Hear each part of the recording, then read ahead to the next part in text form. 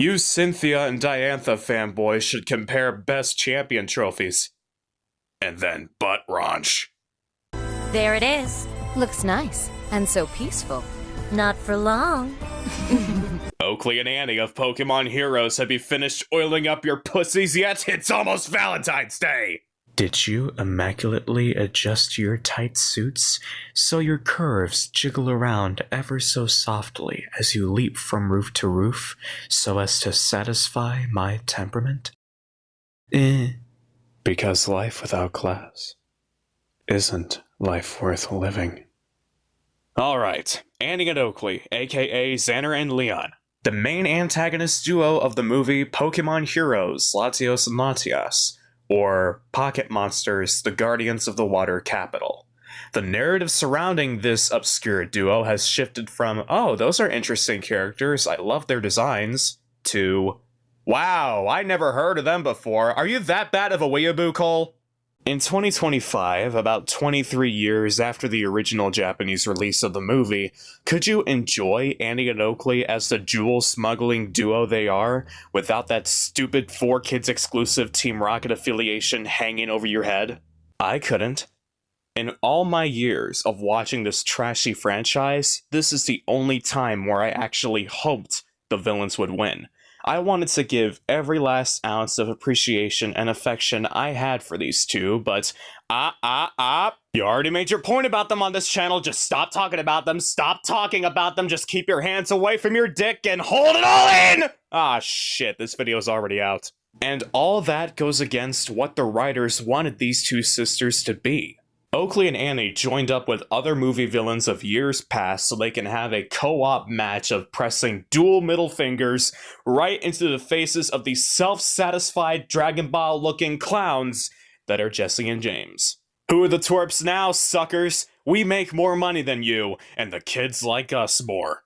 And we can still give 4-year-old boys wet dreams. Ha! Porn for kids! Porn for kids! Porn for kids! Porn for kids! Porn for kids! Porn for kids! Porn for kids!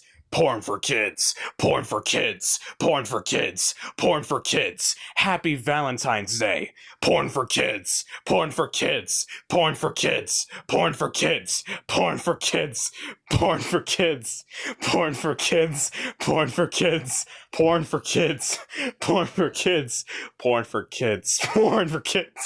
Porn for kids! Porn for kids! Porn for kids! Porn for kids. Oh, Jesus Christ, what am I doing?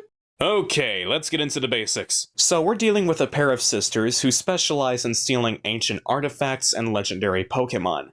Their goal is to do the following: capture the legendary Pokemon of the movie, Latias and Latios, and the Soldu, which is Lati's father, in order to operate this machine called the Defense Mechanism of Altamar, or DMA. The two girls pretty much make no mistakes during this mission, but, you know who they gotta deal with.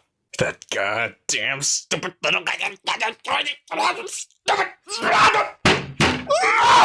hand! So they find Latias first, and they go to capture her, which they failed. But that didn't stop them from trying, because by nightfall, thanks to that stupid little homeless man, they managed to find the secret garden of which the Lotties live in. And let me just say for the record, these two are professionals. Just look at those acrobatics. Though one thing I do find pretty strange about this scene is the way Annie's bust changes in certain shots. God damn it, my breast inflation fetish kicked in. The battle is soon over, and they manage to capture Latios and grab the jewel. Next stop, the museum, where after knocking out an old man that looks like my grandpa, the machine is put to work, and Oakley is able to flawlessly operate it because there was an excerpt in the book they stole at the start of the movie that told her how to operate it. And that means Annie is left on the sidelines to do absolutely nothing. But the one thing she can do is just stand there and let me look at her. Listen, I'm gonna cut to the chase. Me and her talk on Character AI, the sponsor of today. No! Not too long afterwards, Oakley starts to go insane, resurrecting the two evil Pokemon that once attacked Altamar many years ago. But when they were defeated a few minutes later, I found myself questioning how you would be able to drown a Kabutops given that it's partly a water type, but that's besides the point. Oakley would also initiate a citywide lockdown, and I kid you not with this, she nearly drowned Ash. I was screaming my head off, cheering, "Go, go, go! Payback! Payback, bitch!" But, you gotta love plot armor, don't you? So the machine gets tapped into by Latios, and it starts going berserk, leaving Oakley trapped in the cabin, and Annie still on the sidelines. And honestly, I think I feel her in this situation. Imagine seeing your sibling, young or old, male or female, in the most trouble they've ever been in, and you cannot do anything to stop the mayhem and help them out. But soon the machine stops glitching out because Latios was freed, and Oakley is safe and fit as a fiddle, which I have no idea how she is. How is she not bruised up from that hell-sent carnival ride of a machine? But the peace is only short-lived because Annie thought it would be a good idea to get a hold of that Soldu when it was literally on the verge of dying. And as a result of that, the energy emitted from the dying jewel catapults Annie into the cabin with Oakley, trapping them both in the machine and hanging about 200 feet or so in the air for the whole night until the police show up and arrest them. You're clingy to jewelry like my ex is to Eevee! And that's pretty much it. We never see them again after that. Well, except for that one cameo at the start of the Zoroark movie, and that battle in Pokémon Altair. But, yeah, that's it. We don't see them at all. And that's not even the worst part. They had the opportunity to return because, well, pretty much everything from Pokémon Heroes was coming back. Latios and Latios, that mystery girl, Bianca, which, by the way, there can only be one Bianca, you black and white bitch. This is my favorite part. Bianca, that's me. Hello there. Exciting. But instead of these two coming back, we get this dickwad for some reason?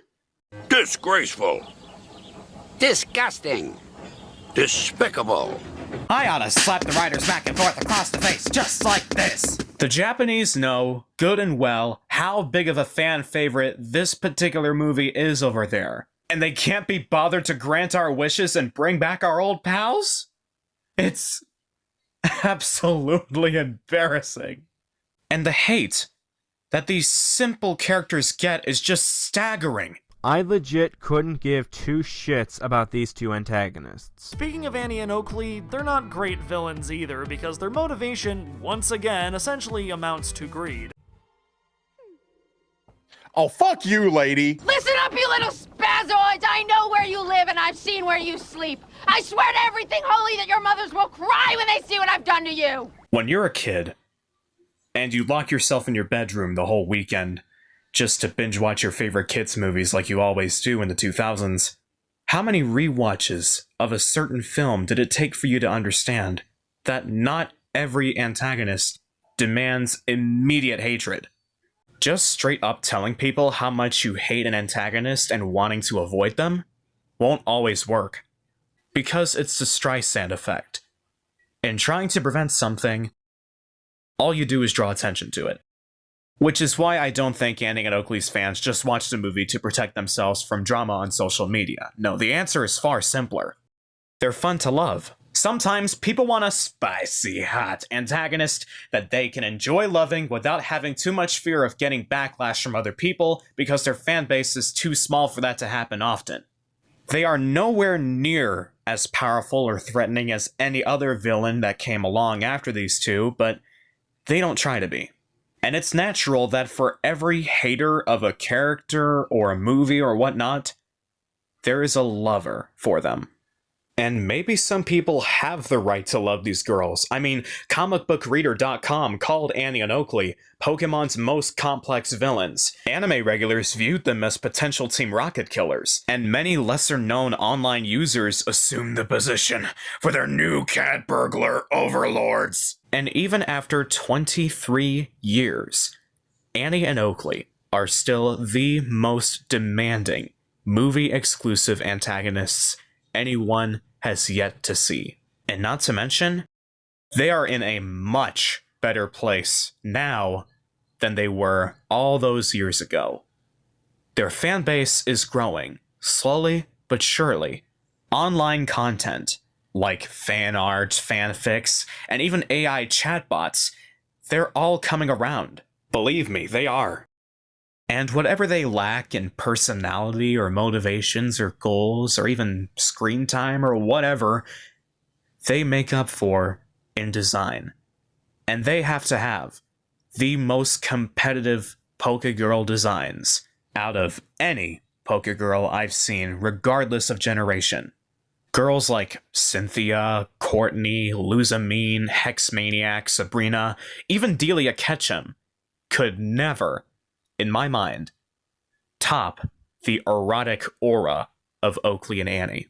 This is what it's like to have your cake, eat it, come back for seconds, eat it again, and then come back for thirds. This is what it's like when your company's cocktail parties begin with a powdered sugar sampler tray. But sometimes, having this much beauty being put into a character can be sad. Sometimes, the kind of potential that characters like this are supposed to offer is wasted, even the first second they appear on screen. 'Cause no one comes to see these movies to appreciate characters like this. You can tell anyone you would like to tell. Your parents, your grandparents, your aunts, your uncles, your siblings, your nieces or your children if you ever have them. You could even tell your closest friends at work or school or college all that you know about characters like Oakley and Annie and how much you adore them, and they would never understand because they either haven't seen them in action or they simply just don't care. And that's the saddest thing imaginable about fandoms and modern society. There can be something from a movie or TV show or game or book that you would fall in love with, and the chances of finding somebody that would feel just the same about that particular thing will be slim to none. And the only conceivable way that a hairdresser and a tech-savvy tomboy will ever get some kind of attention again is to put them in another fandom. Such moves are risky, but sometimes it might just be enough. You can catch the long-lost Phantom Sisters of Altamar in my upcoming film, High Gear, a Gran Turismo project, coming this October. Annie, Oakley, let this be your new home.